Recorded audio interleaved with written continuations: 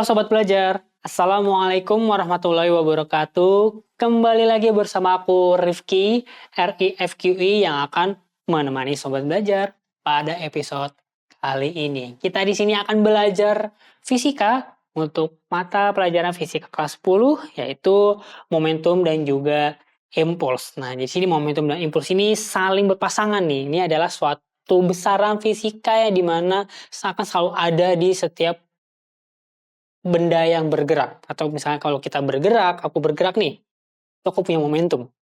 Jadi seperti itu ya. Nah, berbicara mengenai momentum ini adalah suatu besaran fisika yang tidak bisa lepas dari benda yang bergerak, dan juga kalau kita abaikan ini sangat berbahaya sekali.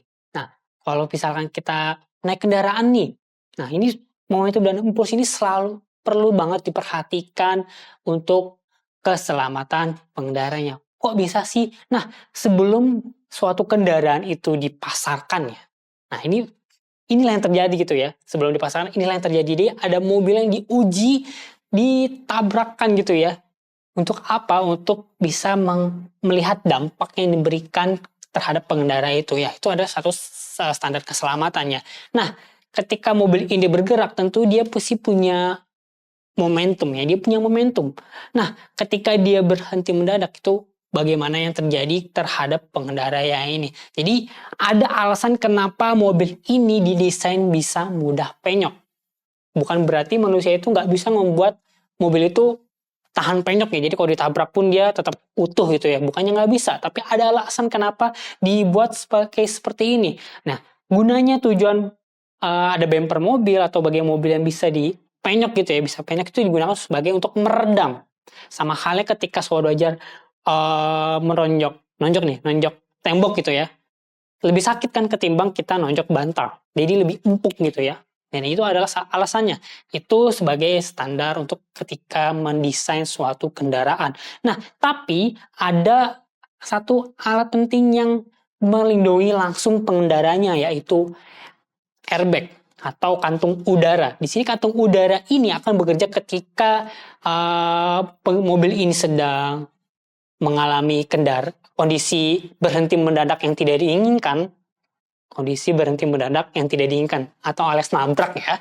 Jadi kalau mobil ini menabrak, maka akan sensor ini akan memberikan sinyal untuk bisa mengaktifkan airbag ini. Jadi airbag ini akan melindungi pengendaranya, contohnya ini misalnya pengemudinya, dia melindungi dari hantaman yang sangat singkat itu. Jadi dia kan walaupun mobil itu bergerak kan otomatis kan di dalamnya diri kita sendiri kan juga bergerak ya. Kalau mobilnya berhenti mendadak, maka kita kan akan terpental ke depan. Kalau depan kita keras, misalkan kayak dashboard mobil atau setir mobil, itu kan akan memberikan rasa sakit ya. Jadi lebih memberikan efek yang lebih parah ketimbang kita bisa menggunakan airbag. Jadi seperti empuk gitu ya. Nah, itu deh ya. Jadi kondisi seperti ini selalu perlu banget diperhitungkan di momentum dan juga impuls ini. Nah, Sobat Belajar, kita di sini akan mendalami lebih dalam kondisi-kondisinya seperti ini nih, dari momentum dan juga impuls. Nah, penasaran seperti apa aja kondisinya? Nah, Sobat Belajar, kita akan dalami pada episode kali ini. Nah, Sobat Belajar, jangan kemana-mana. Tetap aja di sini dan siapkan alat tulis Sobat Belajar jika perlu mencatat, karena nanti ada poin-poin penting yang mungkin perlu dicatat. Jangan kemana-mana, tetap semangat, karena belajar sekarang mudah. Ayo belajar! Jangan lupa belajar, karena sekarang belajar itu mudah. Ayo belajar! Halo Sobat Belajar, yuk sekarang kita masuk ke materinya. Di sini adalah materi momentum dan juga impuls. Kalau Sobat Belajar cari di buku, judul babnya adalah momentum dan impuls. Tentu, di sini kita akan belajar mengenai momentum itu sendiri. Momentum itu apa, kemudian juga impuls itu apa, kenapa mereka saling berhubungan gitu ya. Kemudian kita akan belajar mengenai hukum kekekalan momentum itu seperti apa. Ini udah jelas banget ya, hukum kekekalan. Sama seperti yang kita pelajari di bab sebelum ini ya. Kalau bab sebelum ini belajar usaha energi ya, hukum kekekalan energi. Sama ini, mirip-mirip. Kemudian ada beberapa aplikasi-aplikasi dari hubungan dua besaran ini, momentum dan juga impuls, gitu kita akan pelajari. Nah, episode kali ini kita fokus dulu ke dasarnya ini dulu. Momentum itu apa, kemudian impuls itu apa. Sekarang kita mulai dari yang pertama mengenai momentum. Oke, jadi momentum itu apa sih? Dari tadi kita udah nyebut-nyebutnya, udah nyinggung-nyinggung. Jadi momentum itu sebuah besaran yang dimiliki oleh setiap benda yang bergerak memiliki kecepatan. Ya, namanya juga bergerak pasti memiliki kecepatan. Nah, besaran ini akan selalu ada pada benda tersebut. Kita sebut sebagai momentum. Nah, momentum ini adalah besaran vektor ya, karena dia punya arah. Besaran vektor hasil kali dari massa dikali dengan kecepatan. Nah, massa itu bukan besaran vektor, tetapi kecepatannya ini karena kecepatan punya arah ya. Jadi vektor.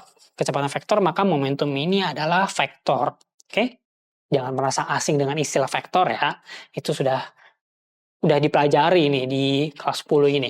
Oke, jadi momentum ini dimiliki oleh benda yang bergerak. Maka momentum itu kita simbolkan sebagai P, di mana P itu sama dengan massa dikali kecepatan, M kali V. Nah, jadi mobil ini nih, contohnya mobil ini bergerak, maka karena mobil punya massa dan juga punya kecepatan ketika bergerak, maka dia punya momentum. Momentumnya adalah M kali V, di mana momentum itu adalah satuannya kilogram meter per second, massa benda itu satuannya kilogram, dan juga kecepatan itu adalah M per second. Nah, ini besaran yang selalu dimiliki oleh benda yang bergerak. Ini momentum. Sederhana kan ya? Nah, di sini ada pasangannya yaitu impuls. Nah, ini impuls ini perlu lebih mendalam membahasnya. Nah, di impuls ini merupakan apa sih impuls itu? Merupakan hasil perkalian secara bahasa ya. Hasil perkalian antara gaya yang bekerja pada benda dalam rentang waktu tertentu. Maksudnya seperti apa? Nah, di sini kondisi-kondisi seperti ini itu dimiliki oleh fenomena ketika apa ya? Ketika kita sedang memukul nih. Nah, kan kita tahu ya ketika kita memukul benda, memukul bola, kan tidak serta-merta kita memberi gayanya itu tak gitu doang ya, tanpa ada waktu. Nah, karena kita pasti ada waktu sentuhnya ya. Jadi kalau kita misalkan aku ngedorong ini, mukul ini, kalau aku pukul, pasti kan ada waktu di mana aku bersentuhan sampai aku berhenti. Jadi kalau aku udah berhenti ngasih daya, jangan meluncur ya. Nah itu dalam rentan waktu itu kita sebut sebagai impuls. Paham sampai sini? Paham? Kebayang? Oke, jadi impuls ini gaya yang bekerja di rentang waktu tertentu. Jadi ketika raket ini bersentuhan dengan bola ini, itu kita sebut dengan impuls, seperti gaya ya, gaya yang bekerja dari raket ke bola ketika dia bersentuhan. Nah, kalau kondisi yang tadi kita bahas di awal, ketika mobil ini bertabrak ya, nabrak tembok, maka kebalikannya impulsnya. Jadi mobil ini istilahnya um, mobil ini mendapat gaya ke sana supaya dia berhenti dalam rentang waktu tertentu. Jadi kan hampir nggak mungkin ya kita menemukan kondisi di mana mobil itu nabrak tiba-tiba langsung berhenti tek gitu ya tanpa ada waktu. Pasti ada jeda waktunya sampai berhenti walaupun dalam jeda waktu yang sangat singkat, mungkin sekitar milisecond ya. Itu. Oke, jadi itu impuls ya. Nah, impuls itu juga bisa kita katakan sebagai perubahan momentum, di mana tadi impuls itu adalah gaya dalam rentang waktu tertentu, maka impuls adalah F dikali dengan T. Nah, karena impuls juga bisa dikatakan sebagai perubahan momentum, karena ingat tadi ketika mobil itu, tadi ada kasus yang mobil dia bergerak kemudian dia berhenti, maka pasti ada perubahan momentum ya, karena mobil itu punya momentum ya. Ketika dia berhenti, maka ada momentum yang kondisi kedua. Nah, ini di impuls ini adalah perubahannya pada momentum suatu objek. Berarti kita tahu I sama dengan perubahan momentum, misalkan dari kondisi kedua, momentum kedua ke kondisi yang pertama awal-awal. Ya, kondisi akhir dan kurang dengan kondisi awal, perubahan momentum. Nah,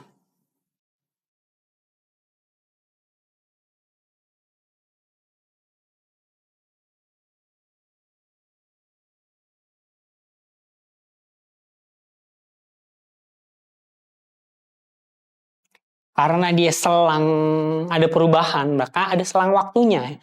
Kita tuh tidak pernah pernah lepas dari yang namanya waktu. Ya, jadi perlu diperhatikan di sini. Jadi T-nya ini adalah selang waktu ya. Jadi seperti delta T ya ini ya. Selang waktunya. Karena ada kondisi kedua dan juga kondisi pertama, maka waktunya ada waktu kondisi kedua dikurang dengan waktu kondisi pertama. T2 kurang T1. M sama dengan V2 dikurang M kali V1. Itu aja ya. Untuk impuls. Nah, mudah kan ya untuk memahami dari fenomena ini. Nah, impuls ini sekarang kita bahas bagaimana berdampaknya terhadap kehidupan kita. Pentingnya kita paham ini. Jadi, karena impuls ini berhubungan dengan waktu, jadi kita tahu bahwa ketika mobil ini, kasusnya, ketika mobil ini bergerak, pasti dia punya momentum pertama, kemudian dia bertabrak dengan tembok, maka momentum keduanya, misalnya dia berhenti, maka momentum keduanya 0. Nah, berarti kan dia perlu gaya untuk membuat mobil ini berhenti. Nah, karena dia nabrak tembok, karena tembok itu kokoh, otomatis dia akan berhenti lebih cepat. Ketika dia berhenti lebih cepat, kita tahu bahwa momentum pertama selalu sama ya. Misalkan dia kecepatannya sama, maka momentum dikurang momentum P1 dikurang P2, maka impulsnya sama ya. Jadi impulsnya sama, impulsnya tetap, impuls sama dengan F kali T. Karena impulsnya tetap, tetapi waktunya lebih singkat, maka gayanya lebih besar. Oleh karena itu, daya dampaknya lebih besar. Jadi mobilnya bisa rusak. Ya, itulah kenapa pentingnya waktu. Jadi kalau kita menghentikan mobil ini lebih pelan, misalnya pakai rem gitu ya, kan kita perlu waktu yang lebih besar. Kita perlu waktu yang lebih besar, maka kalau waktunya lebih besar, F-nya lebih kecil. Jadi dampak dampak yang diterima oleh mobil ini lebih kecil. Contohnya seperti ini. Ketika mobil ini dia dihantamkan dengan tumpukan jerami seperti ini, kan dia lebih empuk ya, kayak bantal ya. Jadi ketika dia berhenti, dia nggak langsung berhenti seperti nabrak tembok. Dia berhenti perlahan, lebih perlahan. Maka dengan kondisi ini waktunya lebih besar. Ketika waktunya lebih besar, maka gayanya yang diterima oleh mobil ini lebih kecil. Paham sampai sini? Contoh lain, misalkan sobat belajar lagi main lempar-lemparan, kemudian sobat belajar menangkap bola, tangannya diam seperti ini. Pasti kan akan mendabrak tangan kita lebih sakit ya, ketimbang ketika kita nangkapnya seperti ini. Nah, kalau kita sampai seperti ini, kan berarti kan bola ini nggak langsung berhenti ya, ada jeda waktunya dari sini sampai ke sini. Nah, karena jeda waktunya lebih panjang, maka tangan kita nggak lebih sakit, karena kita menerima gaya yang lebih kecil. Seperti itu ya. Oke, udah kebayang ya fenomenanya di impuls ini? Oke, jadi momentum dan impuls ini saling berdekatan, ini saling nggak bisa lepas ya. Oke, sekarang kita coba ke contoh kasus. Ya, kita belajar dari contoh kasus. Aku mulai dari soal yang sederhana dulu, soal nomor 1. Nah, kita baca bersama-sama soalnya. Jadi di sini ada sebuah benda A bermassa dengan 3 kg bergerak ke kiri kemudian dengan kelajuan 10 meter per second. Dan kemudian benda B bermassa 7 kg bergerak ke kanan dengan kelajuan 4 meter per second. Yang ditanya adalah momentum totalnya. Sederhana sekali. Oke, kita perlu ingat bahwa momentum itu adalah besaran vektor. Jadi kita nomor 1 ini, kita kembali lagi ke materi yang di awal-awal banget di fisika kelas 10 ya. Mengenai materi vektor, jangan dilupakan. Kepake lagi di sini. Oke, nggak nyangka kan? Kepake lagi materi vektor. Jadi aku gambar deh. Ada benda A bermassa 3 kg bergerak ke kiri. Kemudian ada benda B bergerak ke kanan ya. Ini 7 kg bergerak 4 meter per second. Kemudian yang A ini 3 kg bergerak ke kiri 10 meter per second. Nah, ditanya momentum total keseluruhannya. Jadi kan kita tahu ya, berarti dia punya momentum yang B sendiri, kemudian yang A ini, bola A ini punya momentum sendiri. Nah, momentum punya vektor, vektornya sama dengan arah kecepatan. Jadi vektor yang momentum B ke kanan, momentum vektor yang A itu ke kiri. Jadi kalau vektornya ke kanan kiri seperti ini, saling berkebalikan seperti ini, maka untuk menghitung momentum totalnya, P totalnya simple ya, sederhana. Di mana momentum B dikurang momentum A. Udah itu aja. Sederhana ya. Penjumlahan dan pengurangan vektor aja. Biasa, seperti ini. Dah, sekarang kita tahu bahwa M kali V dikurang M kali I. I B, massa B, massa A, kecepatan A. Nah, sekarang kita hitung ya. Oke, P total sama dengan massa B-nya tadi 7 kg, berarti 7 dikalikan dengan kecepatannya V-nya 4 meter per second. 7 kali 4 dikurang 3 kg dikali full. P total sama dengan 7 kali 4 berapa? 28. Dikurang 30 sama dengan minus 2 kilogram meter per second atau minus 2 Newton second. Nah, jadi momentum totalnya adalah minus 2 Newton second. Jangan terkecoh sama tanda minus ini. Ingat, kalau berarti dia minus, maka vektor totalnya, maka total momentum totalnya dia ke kiri sebesar 2 Newton second. Ini cuma menentukan arah aja ya, jangan terkecoh ya. Oke, itu soal nomor 1. Jadi kita flashback sedikit mengenai materi vektor. Itu soal nomor 1. Mudah sampai sini? Oke, sekarang kita lanjut ke soal berikutnya. Di soal nomor 2. Sekarang ini sudah lebih ke kasus nih, karena kita menendang bola ya. Sebuah bola bermasa 200 kg, 200 kg berat banget ya. 200 gram dilempar mendatar dengan kecepatan 5 meter per second. Kemudian bola itu kita pukul searah dengan mula-mulanya. Jadi bolanya balik lagi ya gitu ya, dengan arah yang sama. Nah, bila lamanya bola bersentuhan dengan pemukul selama 1 meter second, 1 meter second, 1 milisecond, itu singkat sekali. Dan juga kecepatan bola setelah meninggalkan pemukul adalah 15 meter per second. Gaya yang diberikan oleh pemukul adalah berapa? Itu yang ditanya, gayanya. Jadi kita berhubungan dengan impuls. Oke. Sekarang gimana kita mencarinya? Berarti kita menggunakan persamaan impuls. Tulis di sini aja. Jadi ada bola ke kanan, kemudian dipukul, jadi bolanya bergerak ke kiri dengan kecepatan. Oh, enggak. Oh, oke.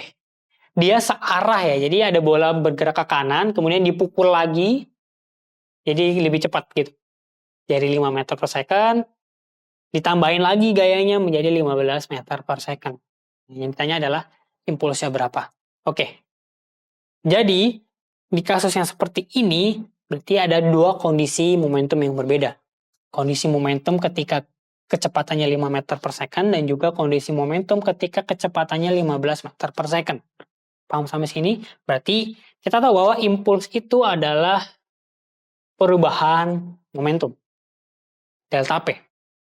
Sedangkan impuls itu sendiri adalah F kali T sama dengan massa M2V2 dikurang M1 V1. Sedangkan masanya sama ya, kan bolanya sama ya. Jadi F kali T sama dengan M V2 dikurang V1. Oke? Sekarang kita pengen mencari F-nya. 1 milisecond, berarti T-nya adalah selang waktunya ketika dipukul cuma 1 milisecond, berarti 10 kali 10 kali minus 3 second ya. Kita ubah ke satuan SI. Kemudian massa bolanya 200 gram. Berarti 200 gram berarti 0,2 ya. 0,2 kilogram ya.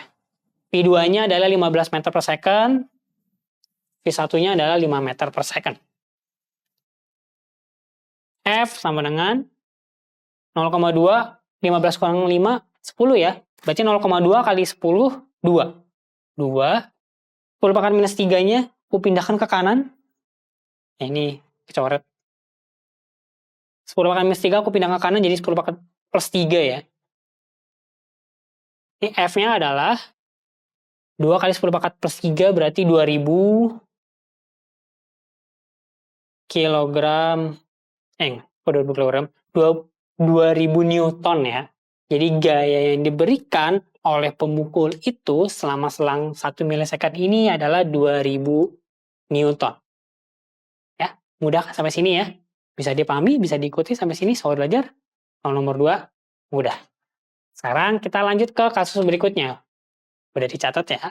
Aku hapus. Sekarang kita lanjut ke soal berikutnya. Di soal nomor 3. Nah, di sini kita punya 2 buah benda titik bermassa M1 5 kg dan juga massa 2 6 kg. Berdekatan di bidang datar yang licin. Kemudian sistem ini mendapatkan impuls sehingga kedua benda bergerak masing-masing dengan kelajuan I1 1 meter, V2-nya sekian. Dan arahnya saling tegak lurus. Oke, menarik. Besar impuls yang bekerja pada sistem adalah berapa? Nah, sekarang kita lihat kondisi awalnya 2 buah titik ini bermassa M1 M2 ya. Mula-mula ini dia diem ya. Oh, berarti mula-mula dia diem. Berarti ada 2 titik misalkan yang ini dan juga yang ini. Ya, anggap aja saling berdempetan ya. Ini M1, ini A, yang ini B. Nggak usah gini deh. Gini-gini aja. Yang satu hijau, yang satu biru ya. Kemudian ada impuls nih, ada gaya yang dipekerjakan pada bola ini. Nah, supaya benda ini bergerak masing-masing menjadi, misalkan hijaunya jadi ke bawah gitu ya. Nah, misalkan hijaunya jadi 2 meter per second, yang biru ini menjadi 1 meter per second. Jadi dia gerak masing-masing, jadi kepecah gitu ya. Dan ini arahnya tegak lurus. Oke, yang ditanya adalah besar impulsnya. Karena dia tegak lurus dan juga dia punya arah, berarti kita kembali lagi membahas mengenai vektor, oke? Nah, sekarang aku pindah aja ya. Karena dia tegak lurus, oke. 5 kg, 6 kg, 1, 2.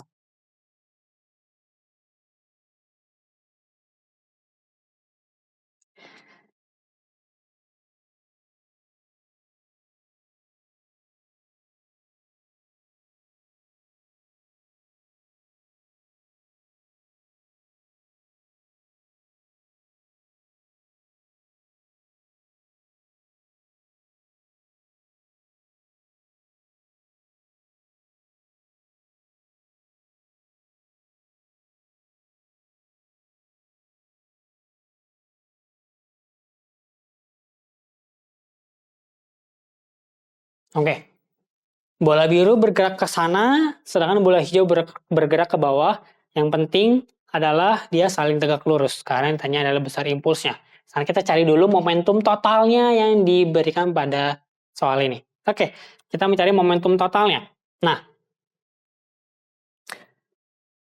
karena dia tegak lurus dan punya arah, maka kita nggak bisa serta-merta menambahkan atau mengurangkan begitu saja. Jadi momentum total, P total adalah akar P1 kuadrat ditambah P2 kuadrat ditambah 2P1 P2 cos theta. Ini ada di vektor nih. Jangan lupa ya materinya. Ini pertambahan vektor, sedangkan di sini sudutnya ini karena dia tegak lurus maka theta-nya adalah 90 derajat. Cos theta 90 derajat. Cos 90 berapa? Maka cos 90 ini nilainya 0 ya. Nah, karena dia nilainya 0, maka sisalah tinggal P1 kuadrat tambah P2 kuadrat. Yang ini 0 semua. Clear sampai sini. Sekarang kita masukkan P itu adalah massa kali kecepatan ya. Jadi P1 itu massa 1 berarti 5 kg dikali dengan 1 kuadrat dua-duanya ditambah 6 kali 2 kuadrat duanya. Oke. 5 kali 1 5. 5 kuadrat 25. 25 ditambah 6 kali 2 12. 12 kuadrat 4 144 ya. 144. Ini kalau kita jumlahkan jadi akar 169 berapa? 13. Jadi momentumnya adalah 13 Newton second. Nah, kita sudah punya momentum totalnya di sini ya, PT. Sekarang ditanya adalah impulsnya. Nah, mencari impulsnya kita tahu bahwa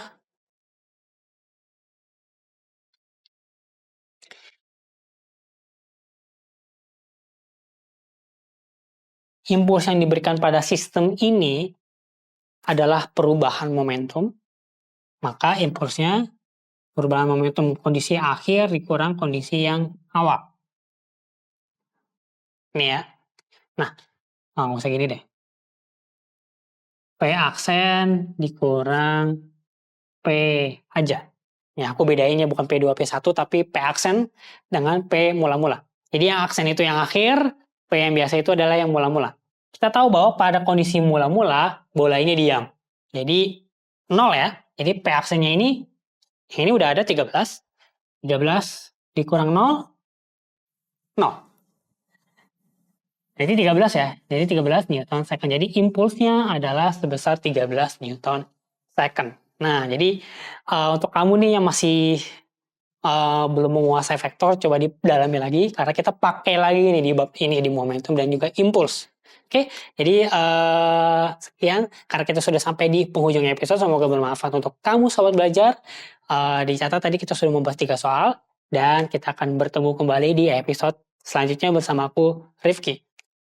Karena belajar sekarang mudah, ayo belajar. Bye-bye.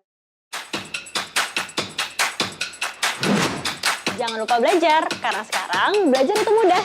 Ayo belajar!